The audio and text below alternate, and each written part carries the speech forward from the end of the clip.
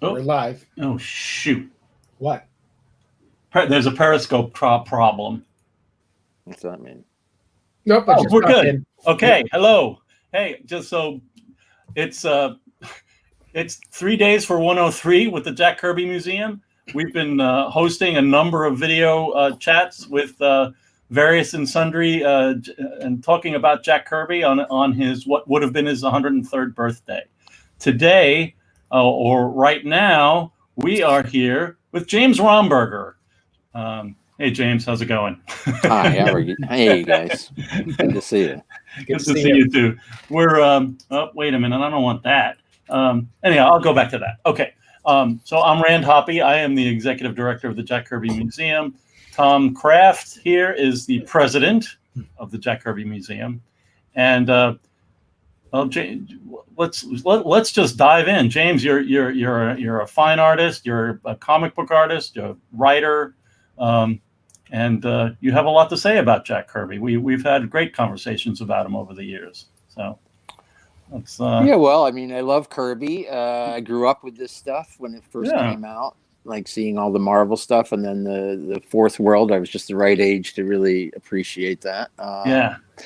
As a matter of fact, but one of the things I wanted to talk about first, because I don't want to leave it for last, because I don't want to run out of time.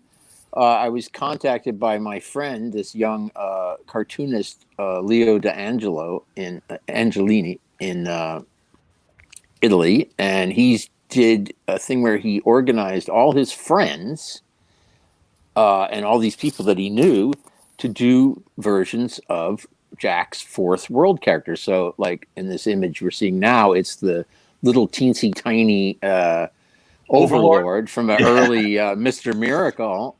He's a favorite. We were talking about him in another show. Oh, were you? Yeah. David Bart Salvamini did this beautiful painting of him. I really loved that particular issue because I really saw a lot of Philippe Drouillet influence. That's right. It's kind of funny that the Europeans picked up on Jack and are throwing it back at him.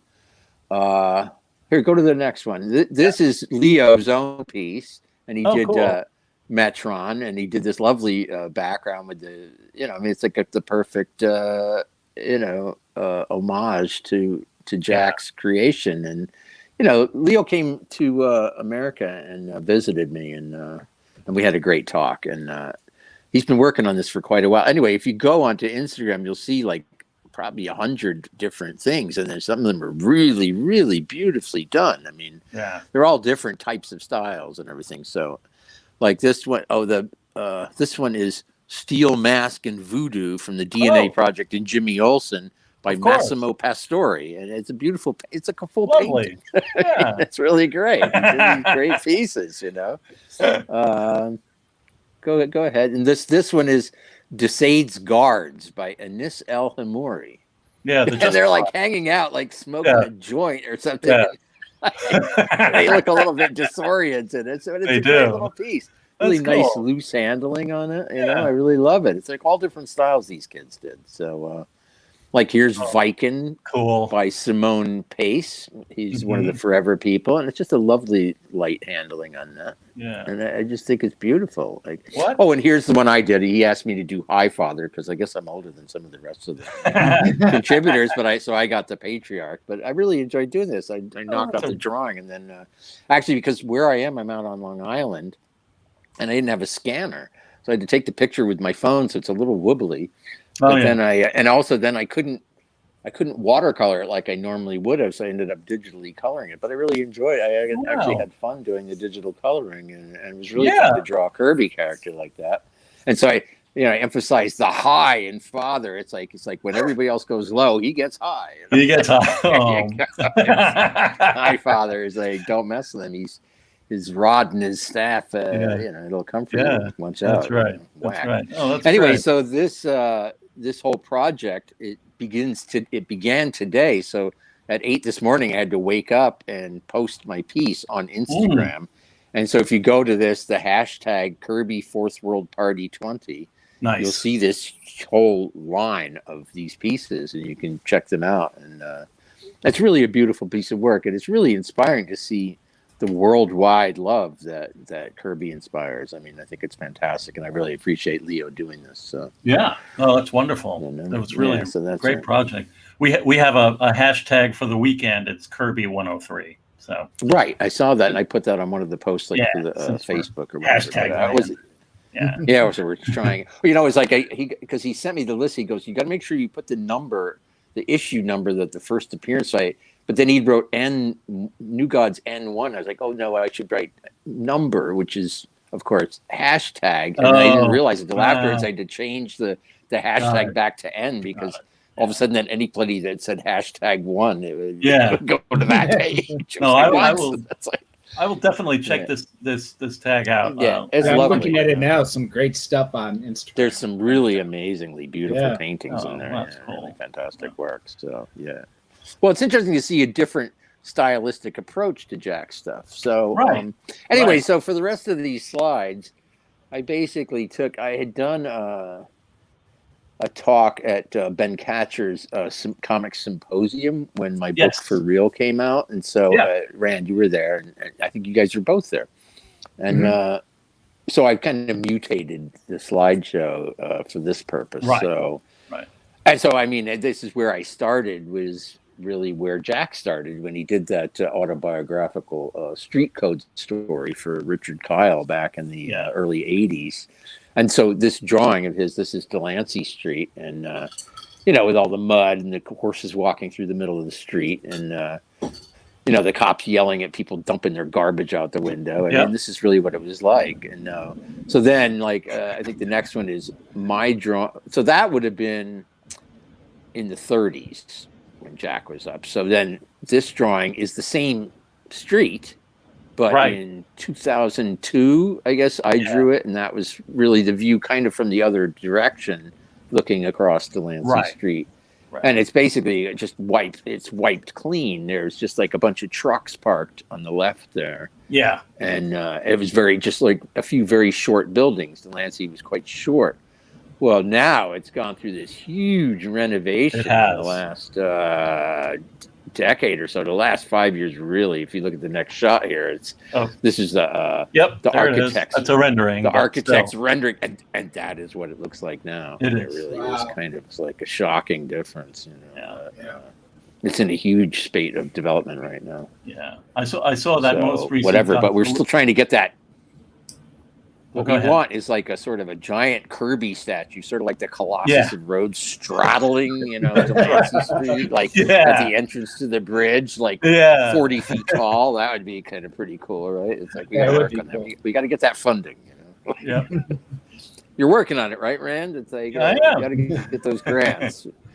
Anyway, so you know, going back, here's what Jack looked like when he was in Delancy Street, you know, chasing the other kids and beating the hell out of him. And here, it's actually, I really love this little drawing. I colored it. He's in the Bruce Lee position with, you know, rubbing his nose. Bruce had that little nose rub thing that he did. There he is. So Jack gave him that particular gesture. That was really funny because he did actually do a Bruce Lee comic right around that time. That's right. Yep. I think this is like some point in the 70s, late 70s. Yeah, I don't know when he did this drawing. I think this was used as like a part of a promo piece when he would show up at conventions in the early 70s. So I think it might have been something around there. That it's kind of funny because it also has that kind of round-faced child thing that he would do. Yeah, I was always like absolutely mystified by that until I read until I read Milton Caniff's Terry and the Pirates. Then I noticed that there's characters in Milton Caniff's thing, these kid characters, and they all have that kind of super round face, like the Newsboy Legion in Jimmy Olsen and like that. Scrappy. And then also I have a friend, Jonathan Goldstein, who's actually Roz's nephew. And he looks exactly like Gabby from the Newsboy Legion. So I was like, oh, it's a family resemblance. He was just looking at Roz's family, so he's drawing people he knew, you know? So that was like, it's sort of a mixture between Caniff and actual family resemblance. It's like, so I was always mystified, like, why the hell would he draw these kids to look like that? It's actually kind of disturbing, but it's actually, it's got a basis in reality, you know? Yeah. So that's kind of cool. Anyway, Jack went straight from being the slum kid to going to the war.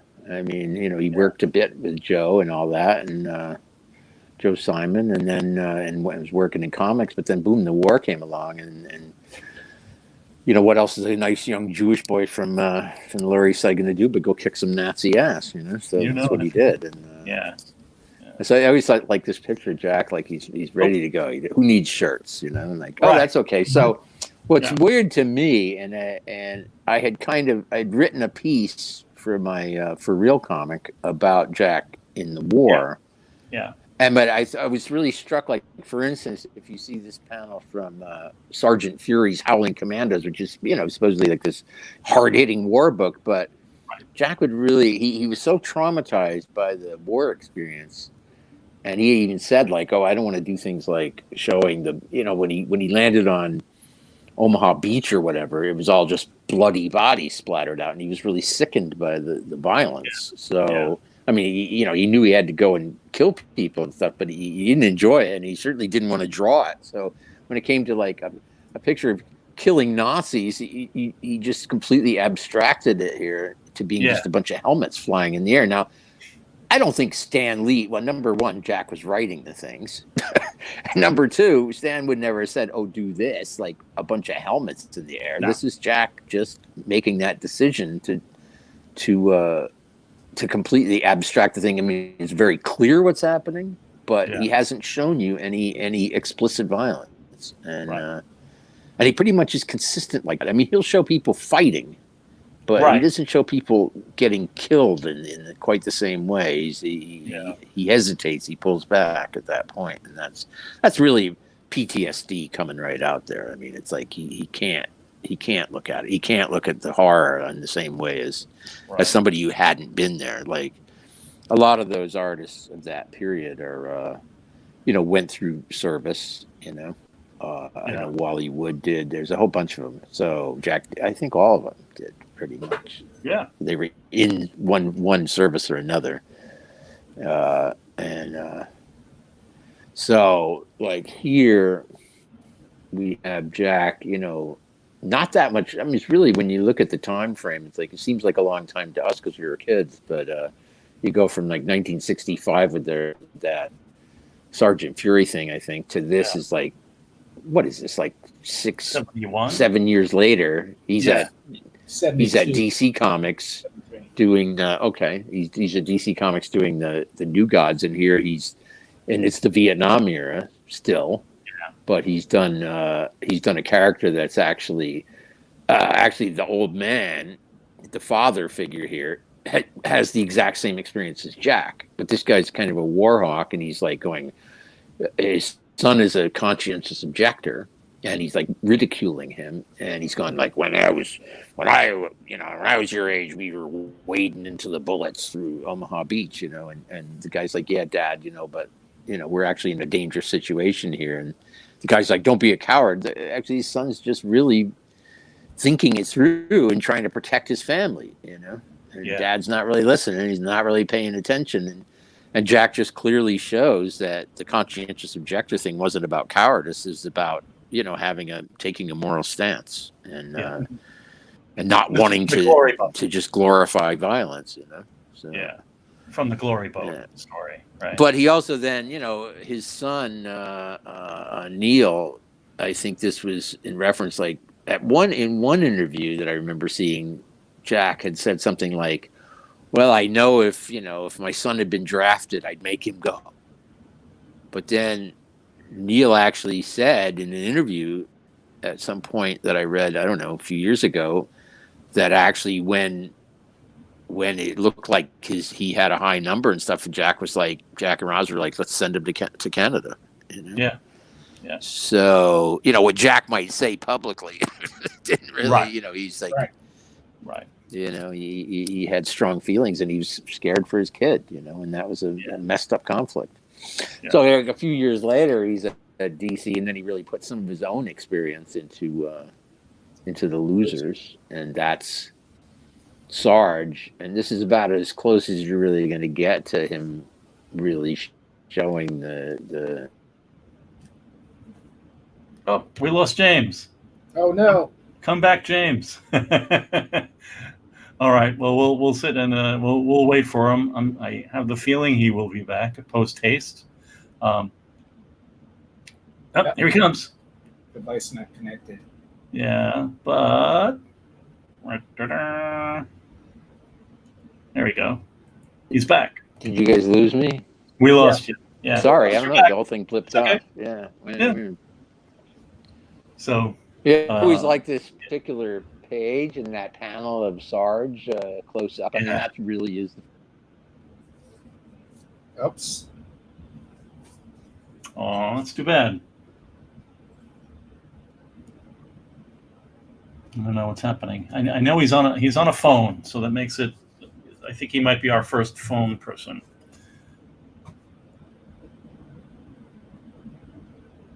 It keeps dropping. Okay. Guys. I don't know. It's dropping me. I don't know why. Yeah, that's good. Too bad. Well. All right. Well, why don't we just move past this? Keep trying. Yeah. Oh, here we go. Next one. Yeah. Can you? Great okay. spread. Here's a point I like to make, and I like to give DC a couple kicks because although DC's good about paying everybody and everything, and they're really in trouble now. I don't know what the hell they think they're doing. It's like, oh, right. God, but let's not even go there. But there was a problem at DC when Jack was there, and he started out really well, but he had some people at the company that didn't like him. And I think it was partly as a result of there was some legal stuff with Simon and Kirby earlier on. You guys know more about that than I do, the Sky Masters and all this, and Challengers of the Unknown. There was some sort of problem.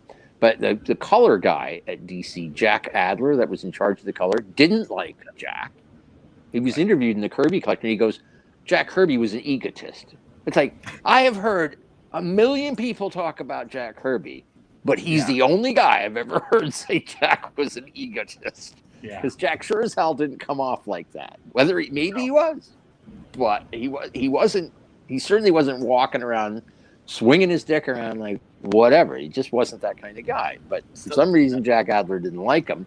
And that comes out clearly in the shitty coloring that he got at DC. Yeah. So here we have a scene from a few of the losers where this is clearly supposed to be taking place at night. There's a bunch of Nazis on the hill. One of them clearly has a flashlight in his hand. You can see the line coming out of the flashlight. And there's the losers. They're all lined up in the foreground.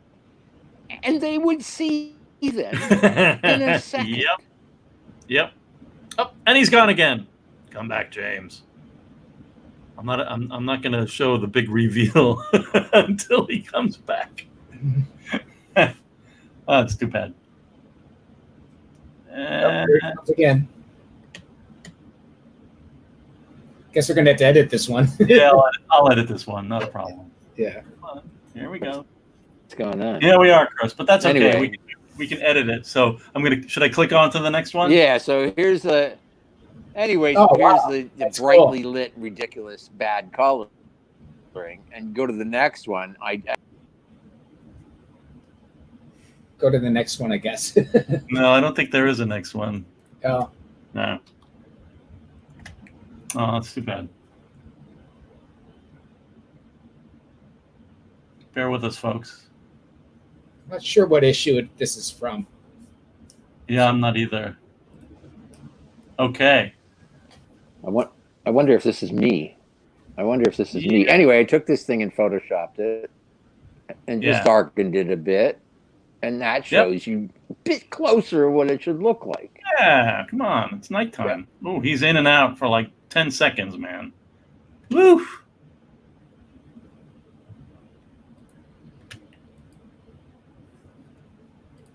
I guess this is some examples where the coloring was good. I think so. Just speculation at this point. I think you are speculating correctly. Let me see if I can find out what issue that was from. Oh, yeah, good idea. Because I think we have it in the archive, but I also have it on Public Kirby.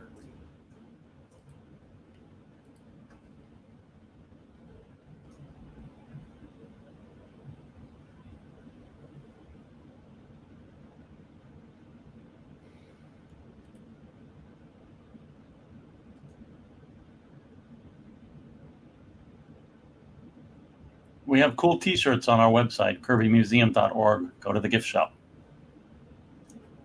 And become a member. And follow us on Facebook and Twitter and everything, everywhere. I was going for the soft sell. Okay. Sorry, I was going for the hard sell. Hopefully, he was trying again. Let me turn this banner off. Hang on, my current banner. Let's hope that this All works. right. Okay. Can you guys hear me? We can. Maybe my Wi-Fi is working better. Yeah. Oh, all right. Okay. Well, now anyway, about the color. Here's Jack's own color. No. It's I guess it's the phone on the Wi-Fi in Suffolk County at the eastern end of Long Island is what we're struggling with. It's too bad.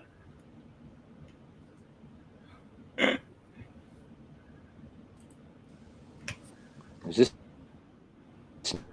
Yeah, I don't know what's going on. It's your Wi-Fi or the cell phone or whatever. Something. Can you guys hear me? Something's. I can hear you now. Yes. I don't know. I got it on and it should be working.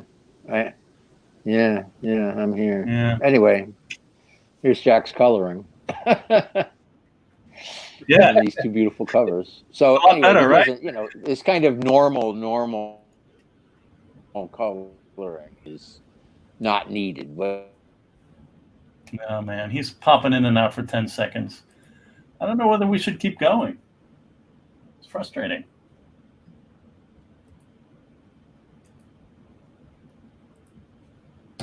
Oh, that's great. This coloring is awesome. I love this.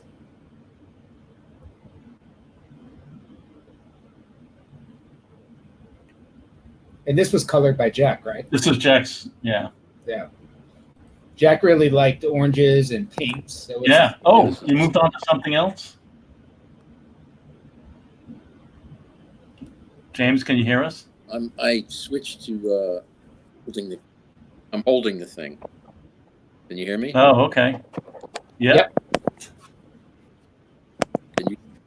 Can you guys hear me? We can hear you. Okay, on, but let's just. Oh, and now he's out.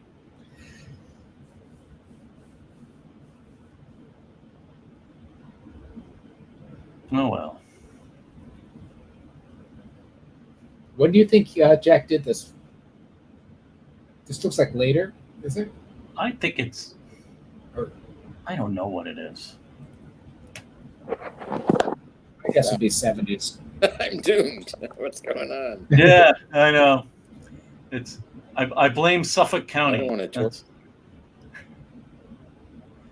Oh, I think he's going. I think he's.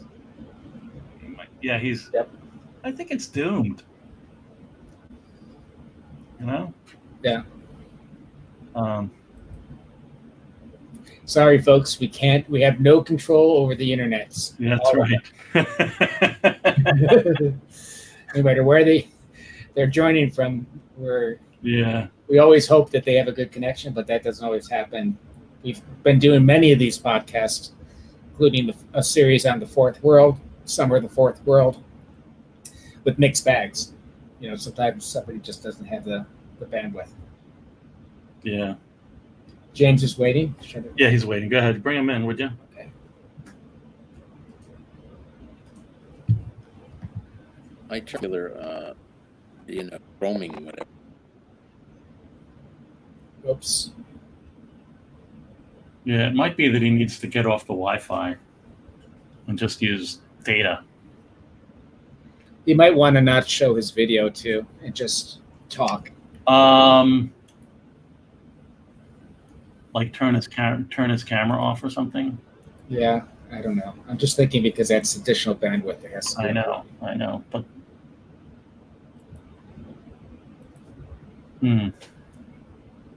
I bet you this was done in the 70s, early 70s. It looks like just by the way he's.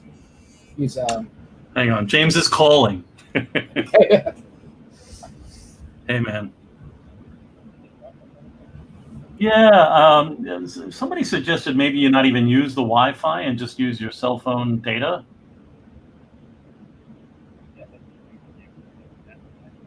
Oh, shoot.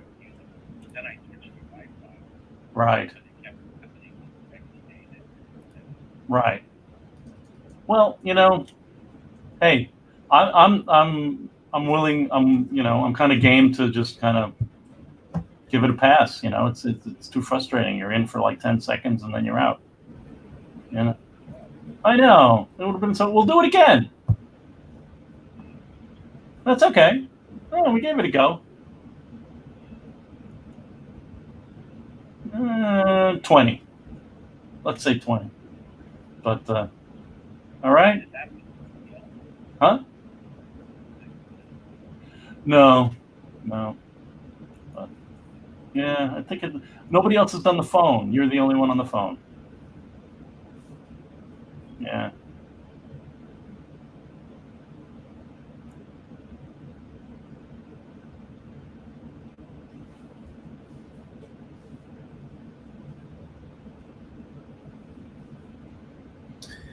Again, sorry for this. Technical difficulties, but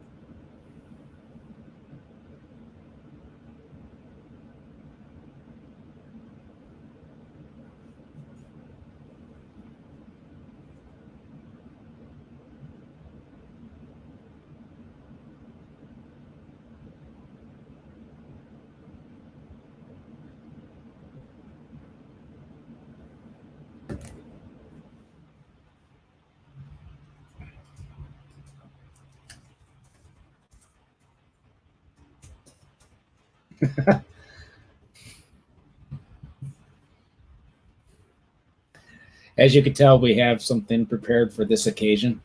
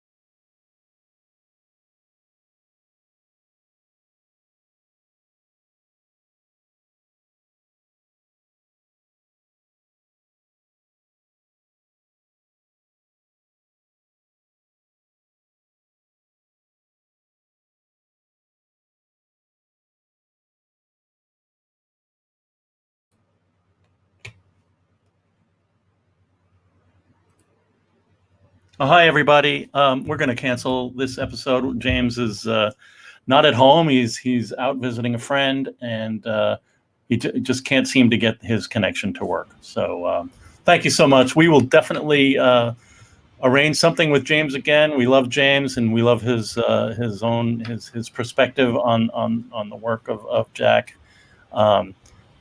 especially because of his Lower East Side, years James's own time on the Lower East Side. So thanks again for coming by, everybody. Thank you very much. Oh, and Tom is here too. He came back.